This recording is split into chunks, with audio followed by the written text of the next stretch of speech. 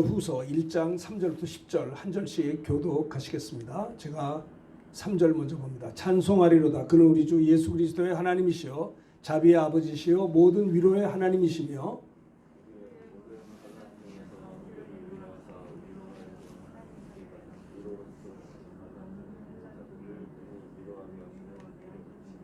그리스도의 고난이 우리에게 넘친 것 같이 우리가 받는 위로도 그리스도로 말미암아 넘치는도다.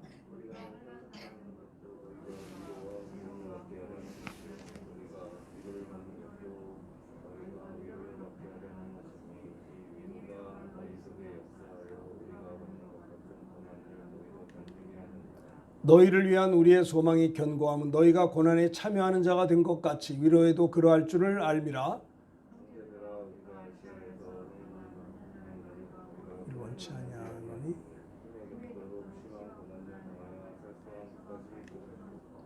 우리는 우리 자신이 사형 선고를 받은 줄 알았으니 이는 우리로 자기를 의지하지 말고 오직 죽은 자를 다시 살리시는 하나님만 의지하게 하려 하심이라. 여치 큰 사망에서 우리를 건지셨고 또 건지실 것이며 이후에도 건지시기를 그에게 바라노라. 아멘. 오늘 그 말씀의 제목은요, 찬양, 하나님을 찬양해야 될 이유. 따라하겠습니다. 하나님을 찬양해야 할 이유. 하나님을 찬양해야 될 이유. 뭐 여러 가지가 있죠. 하나님을 왜 찬양해야 되느냐? 특별히 그 3절에 보면 찬송하리로다. 그는 우리 주 예수 그리스도의 하나님이시요 자비의 아버지시요 모든 위로의 하나님이시며. 하나님을 찬양해야 될 이유가 뭐냐면 자비의 아버지시기 때문이다라는 겁니다. 사실 초대교회는요, 사도 바울이 이 성경을 기록할 당시에만 해도 우리처럼 편안하게 예수 믿는 게 아니고 고난이 참 많았어요. 스데반 집사님이 복음 전하다 순교를 당하고 예루살렘에 있는 성도들이 박해를 받아가지고 감옥에 갇히고, 그래서 예루살렘에서 도저히 하도 박해가 심해서 머물러 있을 수가 없어서 그들이 흩어졌어요.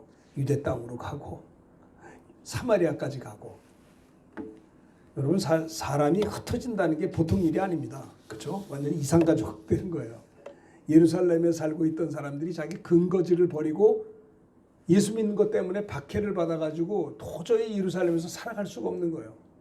사실 이 복음이 제일 먼저 예루살렘에서 시작됐습니다. 마가다락방에서 120의 그리스도인들이 성령을 받고 권능을 받아서 성령 충만 받은 그 베드로가 한 번 복음을 외칠 때 3,000명이 주님께 돌아왔잖아요. 그리고 사도행전 4장 4절에 보면 걷지 못한 자를 예수의 이름으로 베드로가 이제 일으킴으로 말미암아 수많은 사람들이 솔로몬 행각에 몰려들었던 거죠.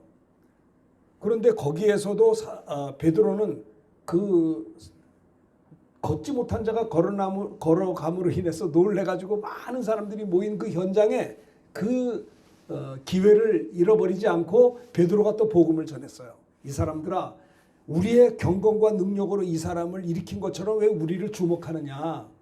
당신들이 십자가에 못 박아 죽인 예수를 하나님이 살리셨고 그 부활의 주님의 이름으로 이 사람이 온전하여 이렇게 걸어갔느니라라고, 예수님이 하나님의 아들이며 우리들의 구세주임을, 구약에 예언되었던 메시아가 며칠 전에 돌아가셨던 예수님이시라고 하는 거. 근데 그분이 부활하심으로 그 부활의 주님의 이름으로 이 사람이 일어나 걸어갔다라고 예수님을 증거하게 될 때, 솔로몬 행각에 5,000명이 모여 있었을 때 거기서 사도행전 4장 4절에 보면 5,000명이 예수 믿었다는 거예요. 그러니까 초대교회는 엄청나게 부흥했어요. 예루살렘 교회가 3,000명, 5,000명 막 예수 믿으니까 이게 뭐 얼마나 많이 믿어요. 그러니까 유대교 사람들이, 특별히 그 당시에 종교 지도자들이 말이죠, 말이 안 됐다 해가지고 예수님은 이단이다 막 이래가지고 말이죠, 박해를 한 거예요. 복음을 전할, 성령 받은 그들이 견딜 수 없어서 복음을 전할 때 스데반 집사 같은 경우는 돌에 맞아 죽었잖아요. 그러니까 이게 도저히 예수 믿는 사람들 이렇게 박해를 하니까 견딜 수가 없어서, 마치 북한에 우리 그리스도인들이 많았었어요. 과거에 70년 전에는. 그런데 거기에 평양신학교도 있었고요. 황해도 소래교회가 대한민국의 최초의 교회거든요. 그리고 평양 같은 데는 얼마나 예수를 잘 믿었는지 주일날에는 가게 문을 연 사람이 없었어요. 왜? 가게 문을 열면 장사가 안 돼요. 예수 안 믿는 사람도 닫아요. 왜 닫냐? 여러분 요즘에 무슨 이렇게 빌딩 같은데 다 문 닫았는데 혼자 문 열어. 그럼 장사가 안 되잖아요. 평양이 얼마나 예수를 잘 믿었고 부흥이 일어났는지 주일날이 되면 가게 문을 믿든 안 믿든 다 문을 닫았던 거예요. 하도 교회 가는 사람이 많아서 그래서 우리나라에 그래서 이런 한국의 예루살렘이 평양이라고 그랬어요. 평양 신학교가 세워졌어요. 선교사님들이 세워가지고 이례졸업생이 7명이에요. 왜? 현지 우리 한 조선 사람들 위해서는 한국 목사님이 필요해서 신학생을 이렇게 양육하는 평양 신학교가 세워진 거예요. 그래서 이 북한이 복음화가 되고 선교사들이 북한의 말입니다. 평양 숭실대학이라든지 뭐 여러 그 의과 대학 뭐 이런 또 여자 고등학교 뭐 이런 대학을 많이 세웠어요. 병원도 세우고 교회가 부흥하고 신학교가 세워지고 그러던 중에 예수 안 믿는 무신론 공산주의가 소련을 앞세워 가지고 전쟁이 났잖아요.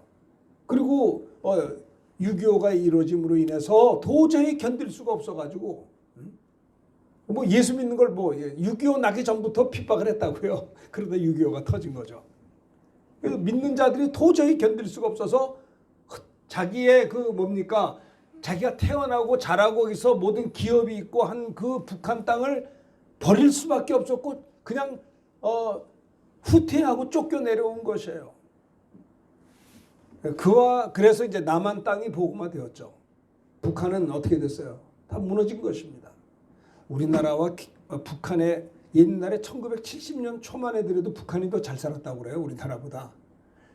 그런데 지금은 우리나라보다 북한이 두 개를 비교하면 경제가 한 50배 정도 우리가 더 잘 살아요. 게임이 안 돼요. 게임이.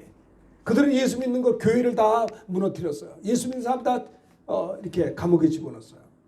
남한은 북한의 목사님들 장로님들이 오셔서 이 남한을 복음화했다 이 말입니다.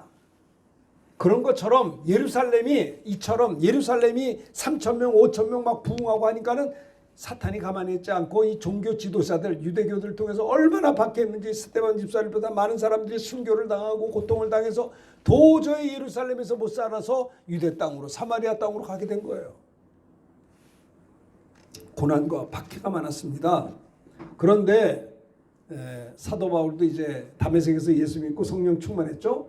그 다음에 이제 고린도 교회 성도들을 향해서 사도 바울이 편지를 썼는데요. 그 고난이 많은 그 초대교회에 사도 바울은 뭐라고 했는지 아세요? 이 보면 본문에 보면요. 찬송하리로다. 아이고 고난과 박해가 많은데 뭐 이렇게 기뻐요? 찬송하리로다. 왜 찬송해야 되느냐? 그는 우리 주 예수 그리스도의 하나님이시요 자비의 아버지시라. 사도 바울이 말한 것은요. 우리가 하나님을 찬양해야 될 이유가 뭐냐면 하나님은 자비의 하나님이시라. 죄인들에게 자비를 베푸시는 하나님이시기 때문에 그렇다는 것입니다. 사실 사도 바울도 복음을 전하다가 많은 고난을 겪었어요. 오늘 본문 고린도후서 1장 8절에 이런 말이 있어요. 8절 한번 다 같이 읽어볼까요? 시작. 형제들아 우리가 아시아에서 당한 환난을 너희가 모르기를 원하지 아니하노니 힘에 겹도록 심한 고난을 당하여 살 소망까지 끊어주고 9절입니다. 우리는 우리 자신이 사형 선고를 받은 줄 알았으니 이는 우리로 자기를 의지하지 말고 오직 죽은 자를 다시 살리시는 하나님만 의지하게 하려 하시리라. 보세요. 사도 바울도 예수 믿기 전에는 예수 믿는 사람들을 박해하고 했던 자인데 그가 다메섹에서 예수 믿고 또 아나니아에게 기도해서 성령 충만받고 사도 바울이 된다면은요 예수 그리스도의 복음을 전했을 때 사도 바울 때문에 사도 바울을 또 사람들이 이제 막 박해를 하고 죽이려고 했던 사람이 얼마나 많은지 몰라요. 그래서 사도 바울은 말이죠. 8절에 보면 우리가 아시아에서 당한 환난을 당신들이 모르기를 원하지 아니하노니 어떤 환난을 당했냐? 힘에 겹도록 심한 고난을 당하여 살 소망이 끊어졌다는 거예요. 우리 여러분들도 사업하느라고 또 생활하느라고 가정생활하고 많은 힘든 게 있죠. 아유 목사님 힘들어요. 한 주간 동안 어려운 게 많았어요. 근데 사도 바울은요 어땠어요? 심한 고난을 당해서 살 소망까지 끊어졌다는 거예요. 사도 바울은 항상 기뻐하라 쉬지 말고 기도하라. 이런 긍정적인 이 사도 바울인데 너무 복음에 박해가 많아서 힘에 겹도록 심한 고난을 당해서 내가 이제 오늘 내일 살 수 있겠는가, 살 소망까지 끊어졌다고 했고요. 우리는 우리 자신이 사형 선고를 받은 줄 알았다는 거예요. 근데 이런 극심한 고난 속에 그가 깨달은 게 뭐냐면, 이는 우리로 자기를 의지하지 말고, 이 고난 속에서 깨달은 게 뭐냐, 자기를 의지하지 말고 오직 죽은 자를 다시 살리시는 하나님만 의지하게 하려 하심이라는 겁니다. 여러분, 고난 당하면 참 힘들죠. 아이고, 내가 이거 언제 이 고난이, 이 터널이 들어가면 터널 밖에가 비어야 돼. 터널이 비지가 않아. 그거 얼마나 힘드시겠어요. 아무리 고난을 당해도 장래가 촉망되면 문제는 없어요.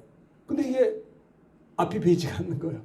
살 소망까지 끊어지고 사형 선고를 받은 줄 알 정도로 그런 고난을 당했는데, 그것으로 인해서 바울이 깨달은 게 뭔지 아세요?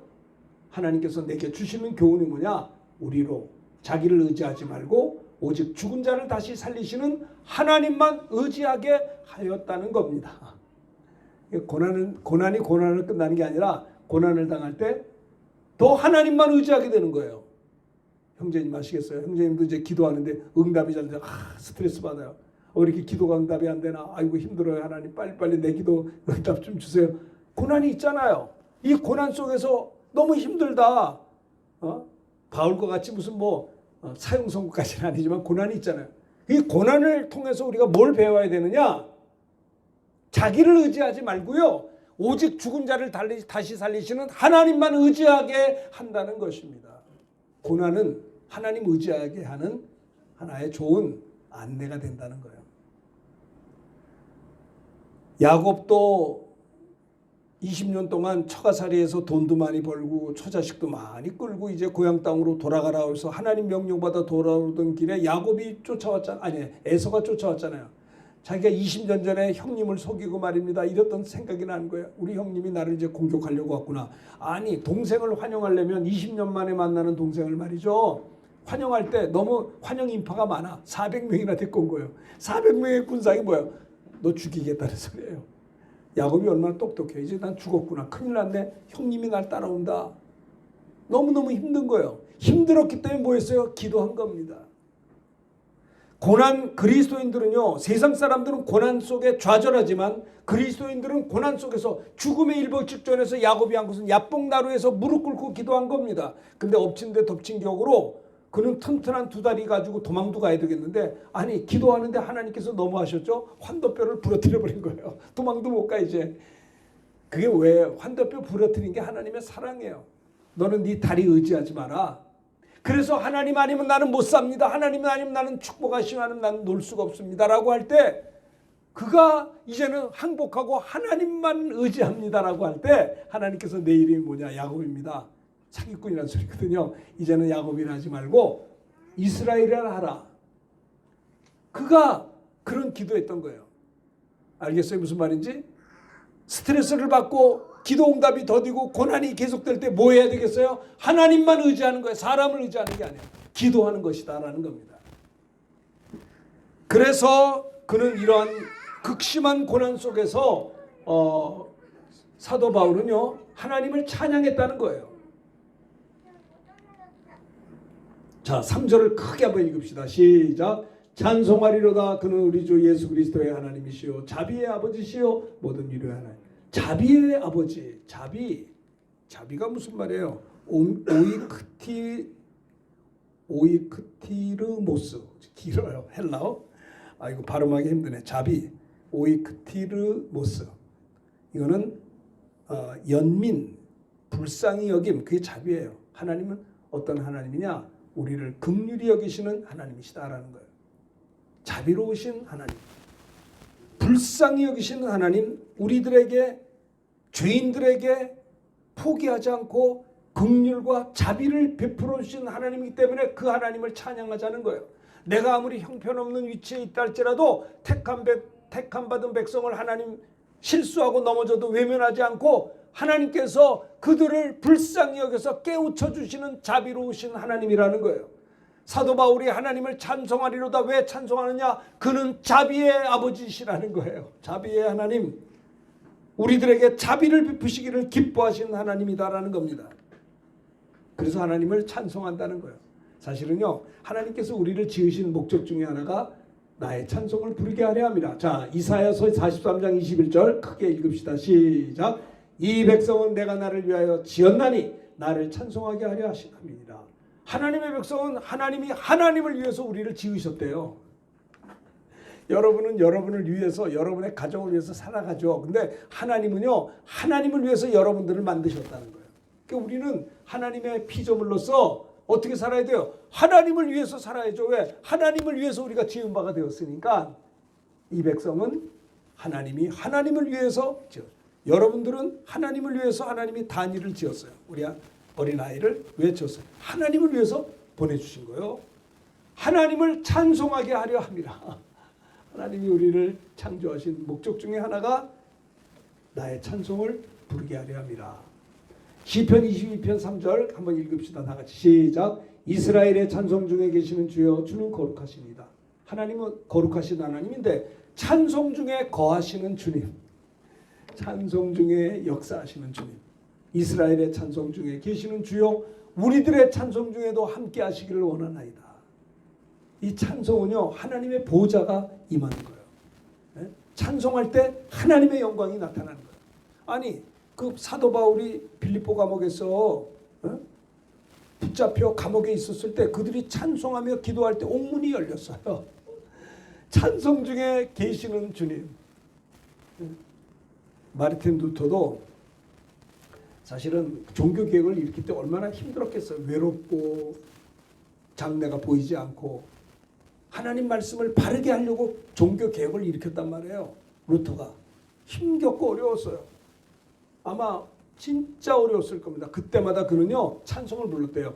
내 주는 강한 성이요 방패와 병기 되시니 큰 환난에서 우리를 구하여 내 힘들고 어려울 때 내 주는 강한 성이요. 루터가 말입니다. 찬양을 불렀어요. 외롭고 힘들게 종교개혁을 일으키고 잘못된 교리를 일깨워주고 훌륭한 일 많이 했잖아요. 힘들었을 때 찬양을 통해서 승리했던 것을 볼 수가 있어요. 우리가 하나님을 찬양해야 될 이유가 뭐냐? 자비로우신 주님이시기 때문에. 자비의 아버지시여.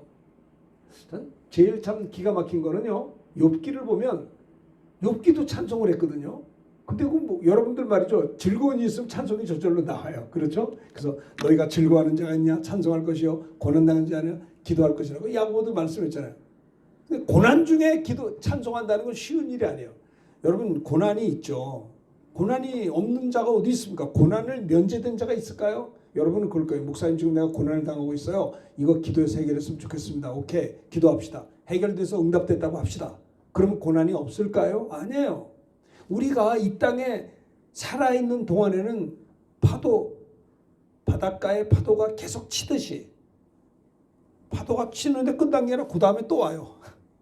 나는 예전에 부산에 해운대를 많이 갔었는데 보면 내가 파도 칠 걸 쫙 보면 와서 쫙 쳐요. 또 싹 물러가. 또 있으면 또 탁 쳐. 근데 이게 한두 끝도 없이 왔다 갔다 하는 거야. 끊임없이 파도가 쳐요. 이것처럼 우리 인간에게는요, 문제가 왔을 때 해결했어요. 기도해서. 그럼 끝난 게 아니라 또 다른 문제가 와요. 살아있는 것 자체가 문제가 있는 거예요. 욥기는 많은 고난을 당했어요. 10명의 아들, 딸들이 태풍이 불어가지고 집이 무너져서 다 죽었어요. 그리고 도적대가 와서 그 많던 재산들 다 가져갔어요. 세상에, 이게 뭐 제정신이 아니죠. 자식이 죽었다는데 한 명도 아니고 10남매가 다 죽었어요.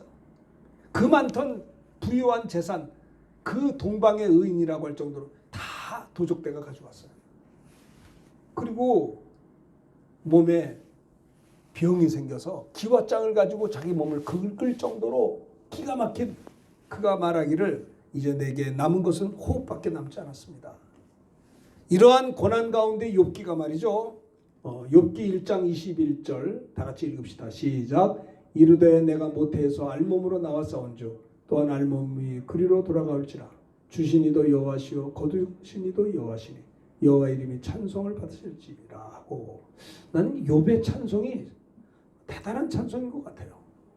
다 모든 걸 잃어버리고 진짜 아무것도 없이 그 많던 거 다 빼앗기고 마지막 있던 아내까지도 믿었던 아내도 이래도 당신이 하나님 앞에 순전을 지키느냐 저주하고 죽으라 막 이런 저주까지 하고 친구들은 자기한테 와서 막 정죄를 하고 나만 남은 게 하나도 없어요. 자식들은 다 죽었고 재산은 다 잃어버렸고 친구들은 자기를 정죄하고 아내는 자기를 저주하고 몸은 악창이 생겨가지고 그야말로 온몸을 견딜 수가 없는 그런 상황에서도 사도 바울의 신앙은 조건적인 신앙이 아닙니다. 내가 못해서 알몸으로 나와서온즉 또한 알몸이 그렇습니다. 우리들도 빈손으로 왔다가 언젠가 다 놓고 갈 거예요. 주시니도 여호와시오 취하시니도 거두가시도 여호와시니 여호와 이름이 찬송을 받으실지어다. 찬송을 한 것입니다. 그리고 이 모든 일에 욥이 범죄하지 않았어요. 하나님을 향해서 원망하지 않았다는 겁니다. 이게 욥의 신앙이에요. 그래서 하나님께서 욥기 42장에 보면요. 하나님께서 어떤 축복을 줬는지 결론만 얘기해 봅시다. 12절 읽겠습니다. 여호와께서 욥의 말년에 욥에게 처음보다 더 복을 주시니 그가 양 14,000과 낙타 6,000과 소 1,000겨리와 암나귀 1,000을 두었고 이게 말년에 하나님이 갑절의 복을 준 거예요. 14절을 제가 봅니다. 그가 첫째 딸 여미바라 이름하였고 둘째 딸은 그시아라 이름하였고 셋째 딸은 게렛 합북이라 이름하였으니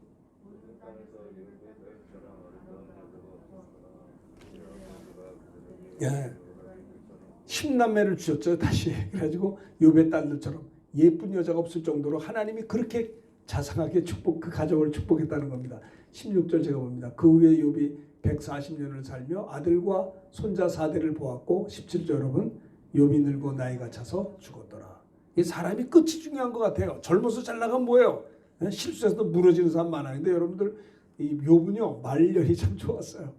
그 수많은 고난을 통해서도 원망하고 입술로 범죄하지 않냐고 진짜 하나님만 바라보며 그 고난 가운데 하나님을 찬송할 때 하나님이 갑절의 복을 주셔서 물질적으로나 자손도 다시 주시고요. 위로죠. 하나님 위로해 주신 거죠. 140년을 살고 아들과 손자를 4대까지 보고 욥이 늙어서 일대가 30년이거든요. 되게 30년 지나면 일대가 또 되고 또 이게 4대를 보았어요. 욥이 늙고 나이가 차서 수가 다 되어서 죽었다. 이게 하나님의 축복 아닙니까?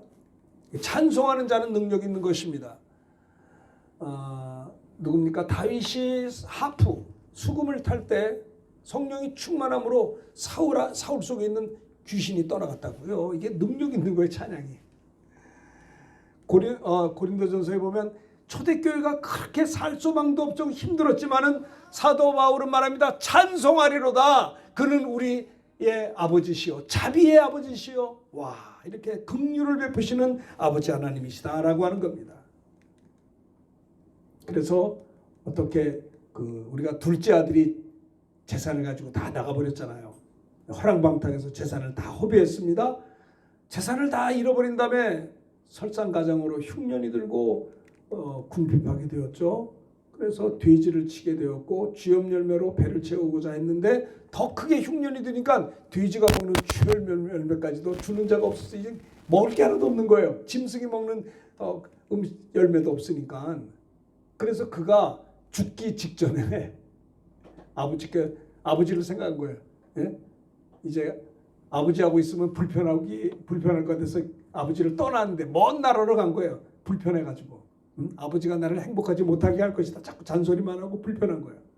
그러다가 그는 가서 자기 마음대로 분깃을 받아다가 허랑방탕하여 이렇게 먹고 마시고 놀다가 돈 떨어지고 흉년도 들고 더 크게 흉년 들어서 이제 짐승이 먹는 열매조차도 죽는 거 아니에요? 그때 그는 제정신이 든 거예요. 아버지를 생각합니다. 나는 여기서 죽는구나. 아버지에게는 양식이 많고 품꾼도 많은데 내가 아버지께로 돌아가겠다.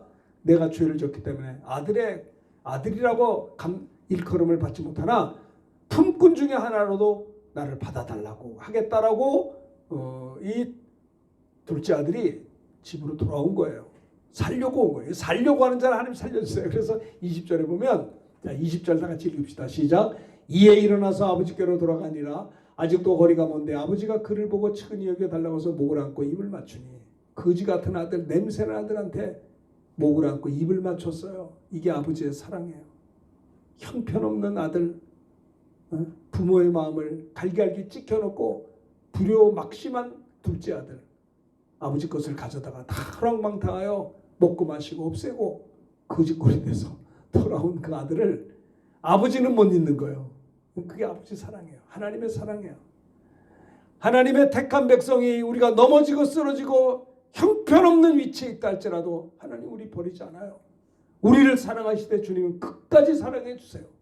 깨닫지 못하면 징계를 해서라도 채찍을 해서라도 정신 차리게 해주세요.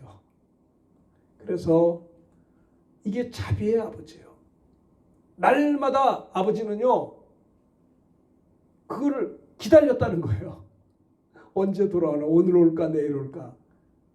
둘째가 돌아오는 걸 보고 달려가서 측은히 여겨 목을 안고 입을 맞춘 이것이 하나님의 사랑이에요. 하나님의 사랑. 우리가 그래서 구원받는 거예요. 내가 의지가 강해서 구원받는 게 아니라 우리가 아무리 부족해도 끝까지 붙잡아 주시는 그 하나님의 은혜 때문에, 우리를 사랑하시되 끝까지 사랑하시는 그 주님의 사랑 때문에 우리가 이 자리까지 온 거 아니겠습니까? 아버지는 종들에게 말합니다. 제일 좋은 옷을 내어다 입히고 손에 가락지를 끼우고 발에 신을 신기라. 와, 자녀된 권세를, 우리가 하나님께 돌아가기만 하면 하나님이 우리를 용서하십니다. 내 모습이대로 주님 앞에 달려가기만 하면 평생을 강도짓했던 강도도 죽기 바로 직전에 주여 당신 나라에 임할 때 날 좀 기억해 주세요. 탕자 아니요. 오늘 내가 나와 함께 낙원에 있으리라. 하나님은 어떤 하나님이에요? 무서운 하나님입니까? 우리의 것을 빼앗아 가시는 분이시 아니에요. 우리를 불편하게 하시는 분이 아닙니다. 우리에게 주시는 분이에요. 자비하신 아버지. 찬송가도 나오잖아요. 자비하신 예수여 우리가 세 사람 가운데, 그 찬송이 있습니다. 자비하신 예수여. 하나님 자비하신, 긍휼이 많으신, 동정연민 불쌍히 여김 오이크리모스라는 헬라어 말이에요. 자비.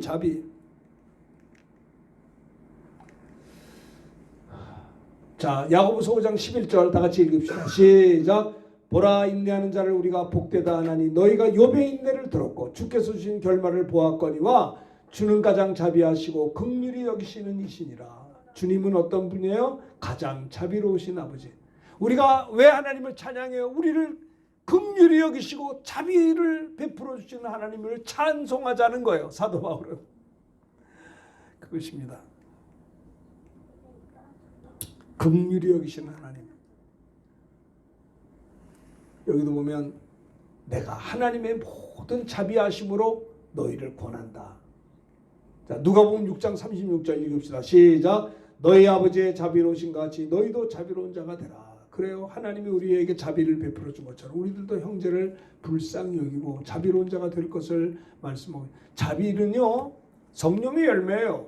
성령의 열매는 사랑과 희락과 화평과 오래 참과 자비한 마음은요 우리의 성품이 아니라 성령의 열매인 것입니다. 그렇죠? 자, 봅시다. 우리가 하나님을 찬송해야 될 이유가 자비의 아버지시기 때문에 우리가 하나님을 찬양해야 되는 것입니다. 두 번째는 위로하시는 하나님이세요. 우리를 위로해 주시는 하나님.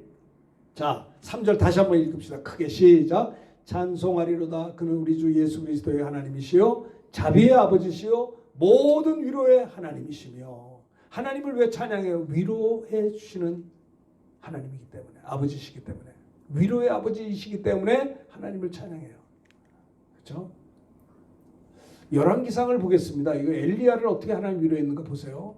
이 일이 오늘 우리에게도 있는 겁니다. 자, 열왕기상 19장 1절부터 8절 크게 교독합니다. 아합이 엘리야가 행한 모든 일과 그가 어떻게 모든 선지자를 칼로 죽였는지를 이세벨에게 말하니,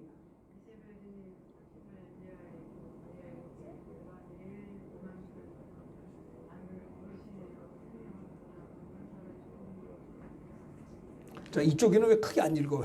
다시. 자, 2절을 다 같이 여기 보세요. 2절 크게 읽읍시다. 시작. 이세벨이 사신을 엘리야에게 보내어 이르되 내가 내일 이맘때에는 반드시 내 생명을 저 사람들 중 한 사람과 생명과 같게 하리니 그렇게 하지 아니하면 신들이 내게 벌이에 벌이를 내리며 마땅하니라 한지라. 이세벨이 엘리야를 죽이겠다는 거예요. 그렇지 않으면 내게 벌 위에 벌, 이런 얘기를 했어요. 그래서 좀 넘겨갑시다. 5절. 자, 5절 다 같이 읽읍시다. 시작. 로뎀나무 아래에 누워 자더니 천사가 그를 어루만지며 그에게 이르되 일어나서 먹으라 하는지라. 6절 다 같이. 본즉 머릿맡에 숯불에 구운 떡과 한 병 물이 있더라. 이에 먹고 마시고 다시 누웠더니. 그러니까 엘리야도요, 막 기도할 때 하늘에 불을 떨어뜨리는 능력 있는 선지자였는데 이세벨 여왕이, 이 누굽니까? 엘리야를 죽이겠다고 하니까 그가 너무 스트레스를 받은 거예요. 죽음 앞에 뭐 장사가 있겠어요. 그래서 4절을 봅시다. 4절 다 같이 읽읍시다. 시작. 여기 크게, 여기 봐요. 4절 다 같이 크게 하세요. 시작. 자기 자신은 광야로 들어가 하룻길쯤 가서 한 로뎀나무 아래 앉아서 자기가 죽기를 원하여 이르되 여호와여 넉넉하오니 지금 내 생명을 거두시옵소서. 나는 내 조상들보다 맞지 못합니다. 이렇게 사람이 두 가지 면이 있어요. 그 능력이 있는 엘리야가 말이죠. 이세벨이 너를 만나면 죽이겠다고 하니까 두려워서, 여기 보세요. 로뎀나무 아래에 앉아서 엘리야가 이러니 자기가 죽기를 원하여 이르되 여호와여 지금 내 생명을 거두어 주옵소서. 하나님, 내가 저 여자한테 죽임을 당합니다. 하나님이 내 생명 거두어 달라고. 그렇게 낙심한 상태에서 누가 위로해요? 하나님이 천사를 보냈어요. 자, 5절 다시 크게 읽읍시다. 시작. 로뎀나무 아래에 누워 자더니 천사가 그를 어루만지며 그에게 이르되 일어나서 먹으라. 머리맡에 숯불에 구운 떡과 물이 있는데 기력이 쇠한 엘리야가 천사가 주는 떡과 물을 마시고 이렇게 누웠다라는 겁니다. 자, 하나님은 어떤 분이냐? 위로하시는 하나님이에요. 주의 종 엘리야가 극심한 스트레스와 죽음의 공포 앞에 하나님, 이제 나는 죽여주십시오라고 하는 그 낙심한 상태에도 하나님은 그를 버리지 않아요. 천사들을 보내서 어루만져주고 일어나 먹으라. 고기를 먹여주고 물을 먹게 했다, 이 말입니다. 엘리야를 위로하신 하나님은 우리 하나님이십니다. 엘리야를 위로하신 하나님은 우리를 위로하시는 하나님이시다라는 겁니다. 그래서 사도 바울은 찬송하리로다 그는 우리 주 예수 그리스도의 하나님이시요 자비의 아버지시요 모든 위로의 하나님이시다라는 겁니다. 위로, 파라크레시스라는 말이에요. 위로의 하나님, 파라크레시스. 격려하시고 위로하시고 권고하시고 권면하시는 위로의 하나님이시다라는 겁니다. 자, 보시겠습니다. 이사야 51장 12절 다 같이 자, 한 목소리로 읽읍시다. 12절 시작. 이르시되 너희를 위로하는 자는 나 곧 나이니라. 너는 어떠한 자이기에 죽을 사람을 두려워하며 풀같이 될 사람의 아들을 두려워하느냐. 이사야에게 하나님, 너희를 위로하는 자는 하나님 곧 나라, 하나님이라.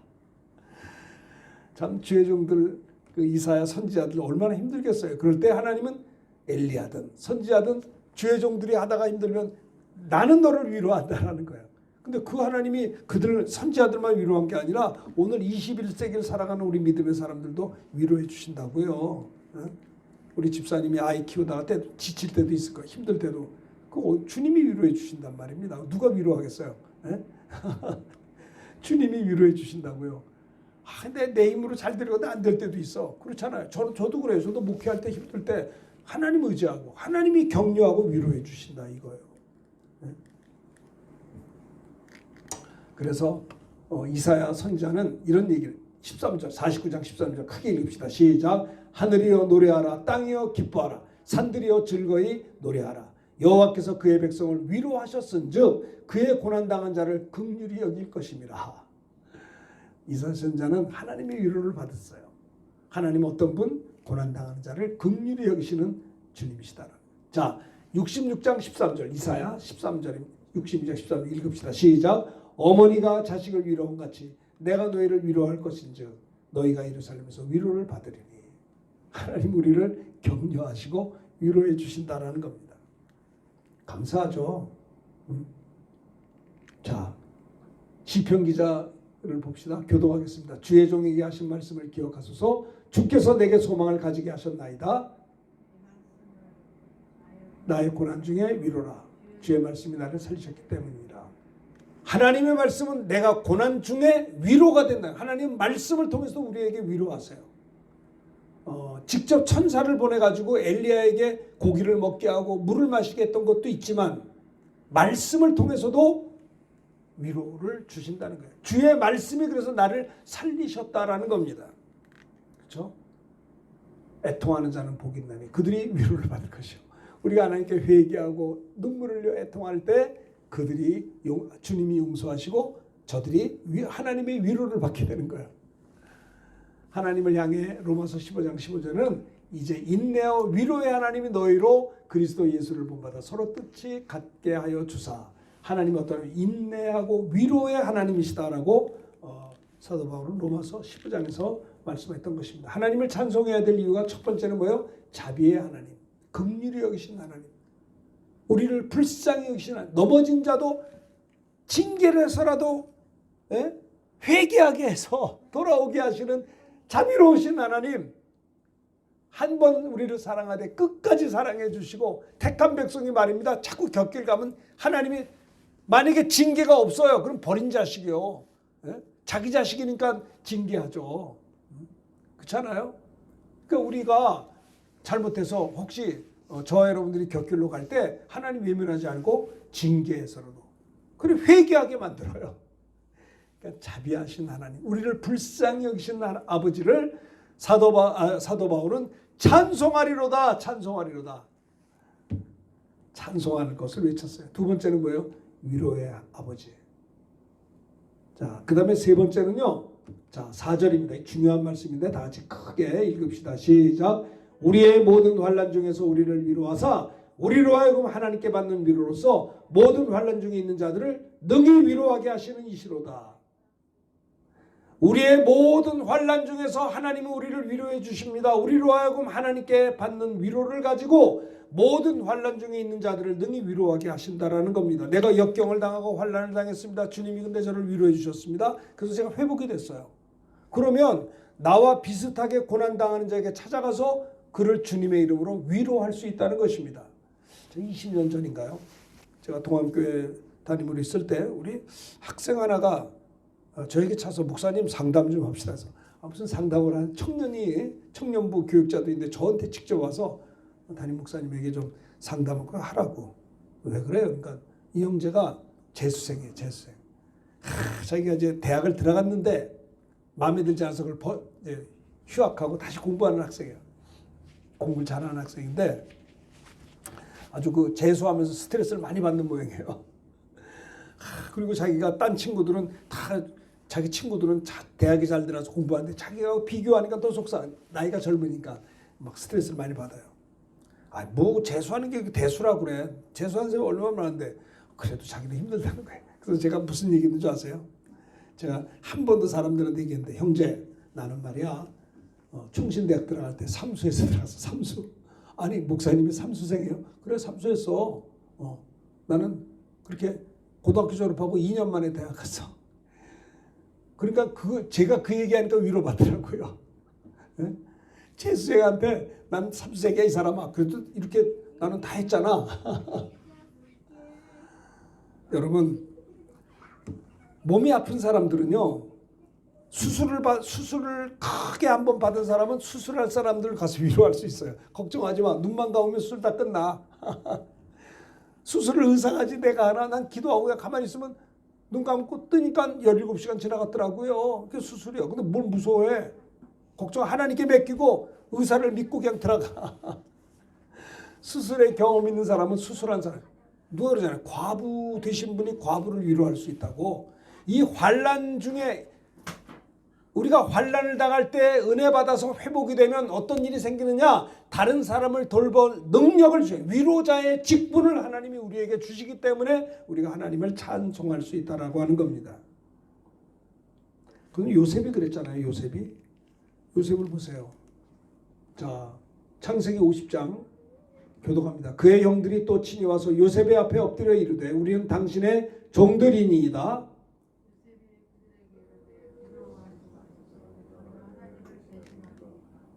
당신들은 나를 해치려 하였으나 하나님은 그것을 선으로 바꾸사 오늘과 같이 많은 백성의 생명을 구원하게 하시려 하셨나니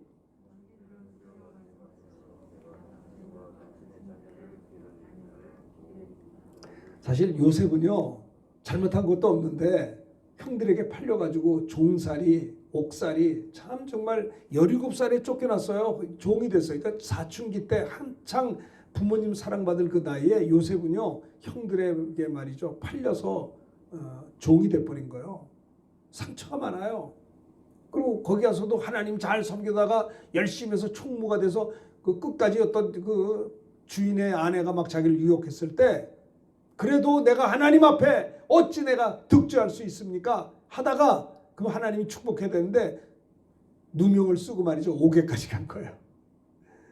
그럼에도 불구하고 요셉은요.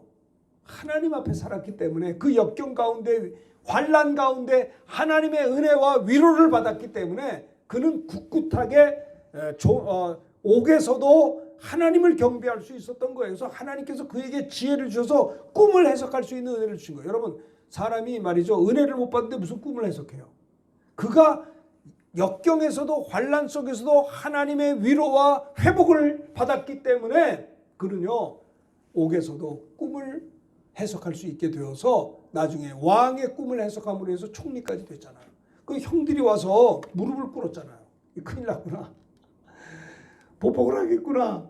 그러면서 형들이 와서 요셉의 앞에 엎드렸습니다. 우리는 당신의 종들입니다. 근데 요셉은요. 자기가 환난 가운데 위로받은 게 있었기 때문에 형들이 얼마나 환난이 많아요. 그를 위로한 거예요. 위로자의 직분이 있어서 두려워하지 마십시오. 형님들. 내가 하나님을 대신하겠습니까? 당신들은 나를 해하려고 했지만 하나님은 그것을 선으로 바꿔서 우리와 같이 많은 백성의 생명을 구원하게 하셨나니 걱정하지 마세요. 두려워하지 마세요. 나는 당신들과 당신의 자녀들을 다 내가 책임지고 기를 겁니다. 간곡한 말로 위로했어요. 왜냐하면 야곱이 죽으니까 아버지 때문에 봐줬는데 아버지 돌아가셨으니 동생이 우리에게 이제 보복하면 어떡하나 두려워한 그들을 끝까지 위로를 했던 거예요.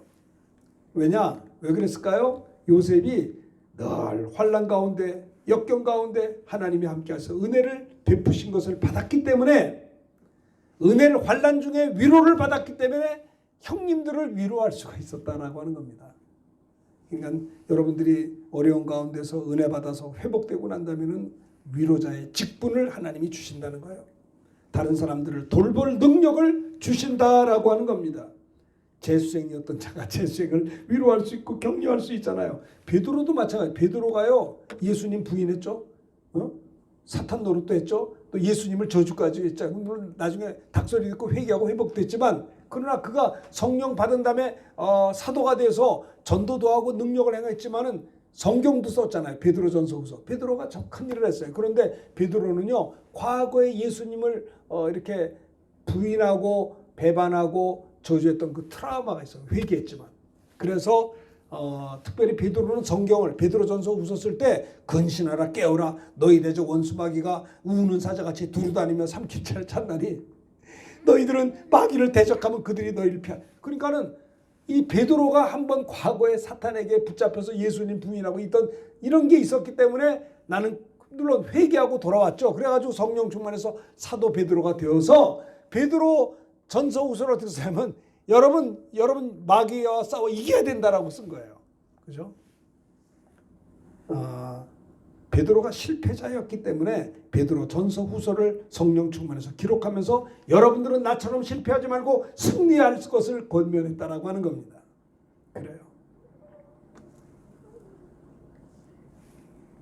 병자였던 분들이 병자를 위로할 수 있고요. 한번 실패해봤던 자들이 실패는 속상하지만 회복하고 난 다음에 지금 실패한 자들을 위로할 수 있는 거예요. 자, 하나님을 찬양해야 될 이유가 이렇게 세 가지가 있는 것입니다. 우리가 많이 하나님을 찬양하도록 애를 씁시다. 저도 하나님을 이번에 좀 찬양하려고 애를 썼어요. 주님이 당하신 고난 이 죄인을 위함이니 범죄한 날 위해 주 욕을 보셨네. 나 무엇으로써 그 은혜 보답하리까. 무한하신 주의 사랑 고맙고도 크도다. 나 평생 사는 동안 주 위에 살리라. 주님의 뜻대로 나 평생 살리라. 여러분, 넘어졌다가 일어난다면요, 주를 위해서 사는 겁니다. 끊임없이 주를 위해서. 그죠? 찬송하는 한 주간이 되시기를 바라겠습니다. 힘들고 어렵습니까? 걱정하지 마세요. 감당치 못할 시험은 없습니다. 찬양할 때 기도가 터집니다. 기도할 때 응답이 있는 것입니다. 욥과 같이 역경 가운데서 주를 찬양하고, 찬양해야 될 이유는 충분합니다. 우리가 구원받은 거, 하나님의 자녀가 된 거, 죄사함 받은 거 찬양해야죠. 찬송 중에 하나님이 거하시기 때문입니다. 죄인들에게 자비를 베푸시는 자비의 아버지를 찬양하는 겁니다. 위로의 아버지 하나님을 찬양하는 겁니다. 하나님께 기도하서 주님, 저를 격려해 주세요. 나는 주님의 위로가 필요합니다. 주님의 위로를 받아서 힘차게 하루를 살게 해주세요. 환난 중에 있는 자들을 또 이제 우리가 회복된다면 오히려 위로자의 직분을 또 주셔서 그거를 하나님께 영광 돌리며 찬양해야 될 것입니다. 하나님을 해야 될 이유 세 가지를 제가 말씀을 드렸습니다. 이 말씀을 기억하면서 31장 우리 찬송을 함께 부르도록 하겠습니다. 찬양하라 복되신 구세주 예수. 31장 함께